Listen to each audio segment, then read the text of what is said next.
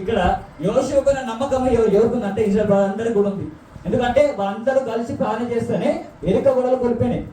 ఒకటి యోషువ ఒకటి ప్రాణం చేయరు, అక్కడ అందరూ బిగ్గరగా కేకలతో ప్రాణం చేస్తేనే ఎరుక గొడవలు కోల్పోయినాయి. అంటే అర్థమైందంటే యోషువకున్న నమ్మకాన్ని యోషువ ఏం చేసిండు, వీళ్ళందరూ కూడా ఇచ్చిండు. ఎవరికి ఇజ్రాయెల్ అందరూ కూడా సేమ్ నమ్మకం ఉంది కాబట్టి ఎరుక గొడవలు అంత పెద్ద ఎరుక గొడవలు అన్ని కూడా కోల్పోయినాయి. అంటే దాని కారణం ఎవరు అంటే విశ్వాసంతో ప్రాణం చేయడం వల్లనే, నమ్మకంతో ప్రాణం చేయడం వల్లనే. ఆఖరి మట్టుకు వచ్చారు, అంటే ఎండింగ్ వరకు వచ్చారు. ఒకటి ఆ గొడవలు ఆడడం ఉన్నాయి. ఆ ఎరుగొడవలు కూలిపోవాలంటే కూలిపోతేనే వాళ్ళు ముందుకు వెళ్తారు. వెళ్ళాలంటే ఏం కావాలి, అంత దూరం ప్రయాణం చేసారు. 40 years ట్రయల్, మొత్తం 40 years మొత్తం శ్రమలలో ఉండి బాధలలో ఉండి వచ్చిరు. ఇప్పుడు అంతకుముందు ఏంటంటే ఎరుకోగలరు.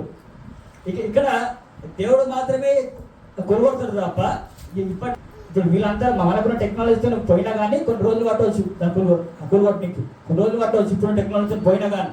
కానీ అప్పట్లోనే దేవుడి మాట ద్వారా కూలిపోయినారు. వాళ్ళు దగ్గర కేకలతో చేసిన ప్రార్థన ద్వారా కూలిపోయినారు. ఒట్టిగా నెమ్మది చేసిన ప్రార్థన బట్టి కాదు, దగ్గర కేకలతో చేసిన వాళ్ళు, చిన్న కేకలతో కాదు.